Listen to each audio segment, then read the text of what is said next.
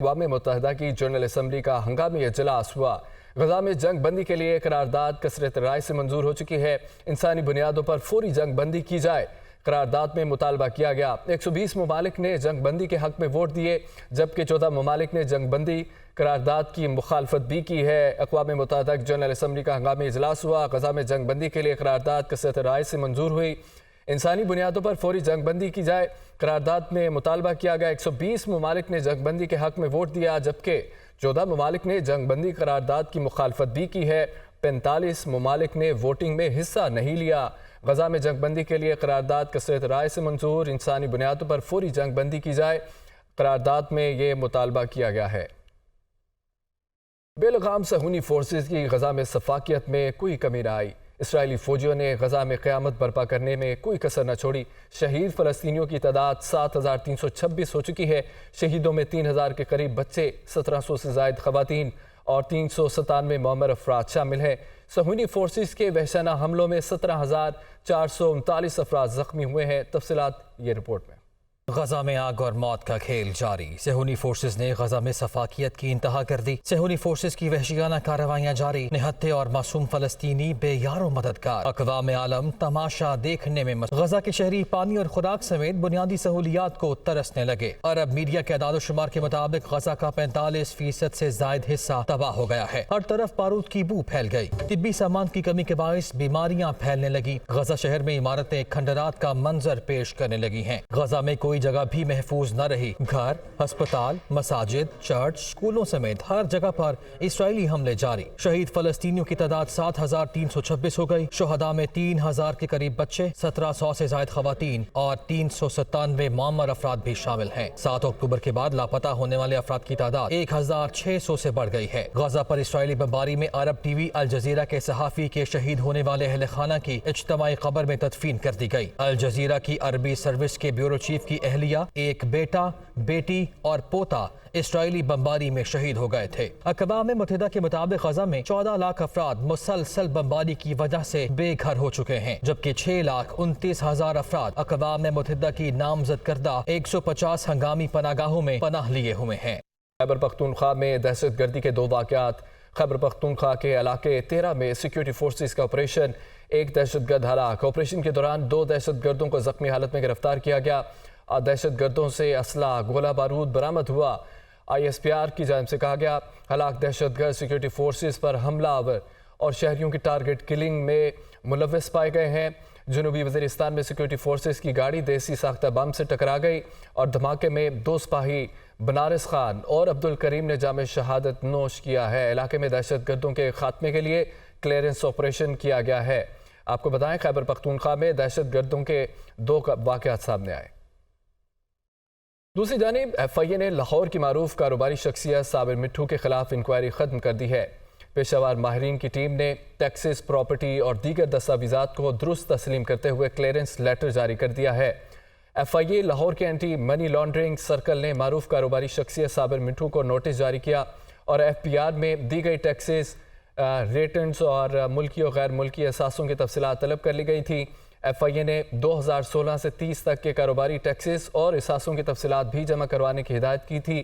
FIA کے taxes ماہرین نے تمام دستاویزات کی چھان بین کے بعد انہیں درست تسلیم کیا، جس کے بعد صابر حمید کو کلیئرنس لیٹر جاری کرتے ہوئے انکوائری ختم کر دی گئی ہے۔ صابر حمید مٹھو نے اپنے بینکوں کے تمام گوشوارے بھی پیش کیے، جبکہ ملک کے اندر اور ملک کے باہر اپنی تمام املاک کی دستاویزات FIA انکوائری ٹیم کو دیں۔ ان تمام دستاویزات کو FIA کے ماہر تفتیش کنندگان نے تفصیلی چیک کیا، ہر طرح سے سکروٹنی کی، جس کے بعد ان کو کلیئرنس لیٹر جاری کیا گیا۔ سپریم جوڈیشل کونسل کا اہم اجلاس ہوا۔ جسٹس ماہر اکبر نقوی کے خلاف شکایات پر انہیں نوٹس جاری کیا گیا۔ اجلاس میں 29 شکایات کا جائزہ لیا گیا، جس میں سے 19 مسترد کر دی گئی ہیں۔ اسلام آباد سے رپورٹ دیکھیے۔ جسٹس آف پاکستان کی زیر صدارت سپریم جوڈیشل کونسل کا اجلاس۔ جسٹس مظاہر نقوی کے خلاف شکایات پر شوکاز نوٹس جاری۔ جسٹس اعجاز الاحسن کے خلاف شکایات مسترد کر دی گئیں۔ من گھڑت شکایات دائر کرنے والے وکلاء کو انتباہ جاری۔ اعلامیے کے مطابق سپریم جوڈیشل کونسل نے 2-3 کی اکثریت سے جسٹس مظاہر اکبر نقوی کے خلاف شوکاز نوٹس جاری کرنے کا فیصلہ کیا۔ और जस्टिस मुजाहिर नकवी से 10 शिकायत पर 14 रोज में जवाब तलब कर लिया। जस्टिस एजाजुल एहसन के खिलाफ शिकायत के जायजे के लिए कौंसल दोबारा तश्कील दी गई और जस्टिस एजाजुल एहसन की बजाय जस्टिस मंसूर अली शाह कौंसल का हिस्सा बने। जस्टिस सरदार तारिक मसूद के खिलाफ शिकायत के जायजे के लिए जस्टिस मंसूर अली शाह को कौंसल में शामिल किया गया। कौंसल ने शिकायत कुनंदा आमना मलिक को जस्टिस सरदार तारिक के खिलाफ मुतलका मवाद फ्राहम करने की हिदायत कर। इजलास में कौंसल के लिए अलहदा सेक्रेटेरिएट और स्टाफ की जरूरत को भी ज़ेरे गौर लाया गया। अलहदा सेक्रेटेरिएट के क़याम के लिए रजिस्ट्रार चीफ जस्टिस को वर्किंग पेपर्स पेश करेंगे। चीफ जस्टिस रिपोर्ट का जायजा के बाद दीगर मेंबरान को भिजवाएंगे। निगरान वज़ीर आला पंजाब मोहसिन नकवी कहते हैं कि बंद रोड प्रोजेक्ट बहुत बड़ा है। कोशिश है कि 31 जनवरी तक मुकम्मल कर लें। गैर कानूनी तौर पर पाकिस्तान में मुकीम अफराद 31 अक्टूबर तक वापस चले जाएं। मजीद कहा कि कपास की काश्तकारों को हर सूरत फ़ायदा पहुँचाना चाहते हैं। मोहम्मद उसामा की रिपोर्ट देखिए। निगरान वज़ीर आला पंजाब मोहसिन नकवी ने कंट्रोल्ड एक्स कॉरिडोर प्रोजेक्ट का दौरा किया। डीसी लाहौर राफिया हैदर और सीसीपीओ लाहौर बिलाल सदीक उमियाना भी हमरा थे। मोहसिन नकवी ने कहा कि बंद रोड प्रोजेक्ट बहुत बड़ा है, कोशिश करेंगे कि 31 जनवरी तक इसे मुकम्मल कर लें। बंद रोड का लाहौर का प्रोजेक्ट जो है ये टाइमलाइन के लिहाज से बड़ा टाइट है, बिकॉज इनका तो था कि ये 6 महीने से ज़्यादा टाइम लगेगा, लेकिन हमारी कोशिश है कि इसको 31 जनवरी तक कंप्लीट करा लें। उम्मीद है कि जिस तरह बाकी प्रोजेक्ट्स को टाइमलाइन के अंदर कंप्लीट कराए, ये भी कंप्लीट हो जाएगा, लेकिन it will be a difficult task. गैर कानूनी तौर पर मुकीम अफराद के बारे में मोहसिन नकवी ने कहा कि 31 अक्टूबर डेडलाइन है, जो नहीं जाएंगे उनके खिलाफ कार्रवाई होगी। 1 नवंबर से ऑपरेशन शुरू हो जाएगा। 31 अक्टूबर उनके लिए आखिरी डेडलाइन है। जो छोड़ जाएगा, अदरवाइज़ हम उनने पूरी अपनी अरेंजमेंट कर ली है और उसमें कोई माफ़ी नहीं है। प्लस जो बंदा पंजाब में उनको हेल्प कर रहा होगा रहने में या किसी भी तरीके से उनको इलीगल छुपाने की कोशिश करेगा, उसके खिलाफ भी काफ़ी सख्त क्रैकडाउन का फैसला हुआ है। कपास की कीमत के मुतालिक सवाल पर निगरान वज़ीर आला ने कहा कि ये हमारी जिम्मेदारी है कि कपास की अच्छी कीमत मुकर्रर करें और किसानों को फ़ायदा पहुँचाएं। इलेक्शन कमीशन ने आम इंतखाबात से मुतालिक केस में सुप्रीम कोर्ट की जानिब से दिए गए नोटिस पर कानूनी मुशावरत मुकम्मल कर ली है। इलेक्शन कमीशन की जानिब से आम इंतखाबात के इनेकाद के लिए 28 जनवरी 2024 की तारीख की तजवीज़ तैयार कर ली गई है। इस्लामाबाद से रिपोर्ट।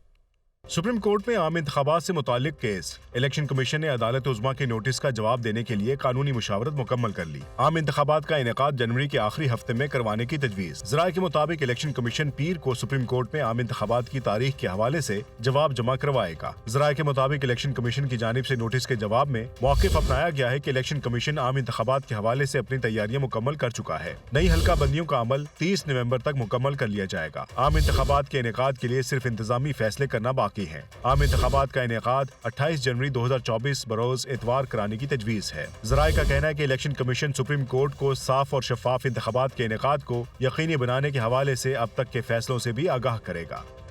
इस्लामाबाद हाई कोर्ट ने साइफर केस में चेयरमैन पीटीआई की जमानत और अखराज मुकदमा की दरख्वास्तें मुस्तरद कर दी है। चीफ जस्टिस आमिर फारूक ने अपने फैसले में करार दिया है कि आला अदालतों के फैसले मौजूद हैं। मुलजिम पर इल्ज़ाम संगीन हो और जुर्म से लिंक भी हो तो जमानत नहीं दी जा सकती। ऑफिशियल सीक्रेट एक्ट की दफात के तहत होने वाले जुर्म की सज़ा मौत या उम्र कैद है। रिपोर्ट देखिए।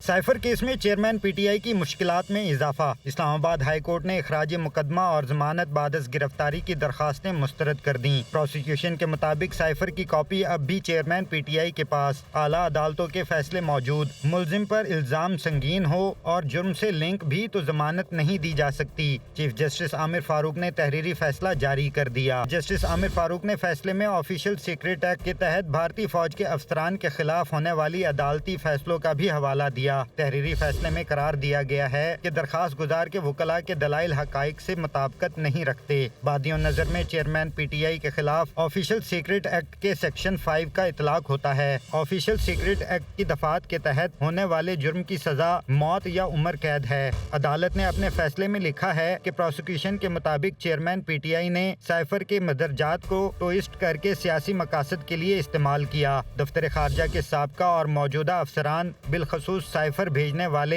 असद मजीद के बयानात रिकॉर्ड पर हैं। दफ्तर खारजा के अफसरान के बयानात से वाज़ेह है कि इसमें कोई गैर मुल्की साजिश शामिल नहीं। पॉलिसी के मुताबिक साइफर क्लासिफाइड डॉक्यूमेंट है, गैर मिजाज अफराद के साथ शेयर नहीं किया जा सकता। वकील सफाई की हुकूमत गिराने की साजिश से अवाम को आगाह करने की दलील में वजन नहीं।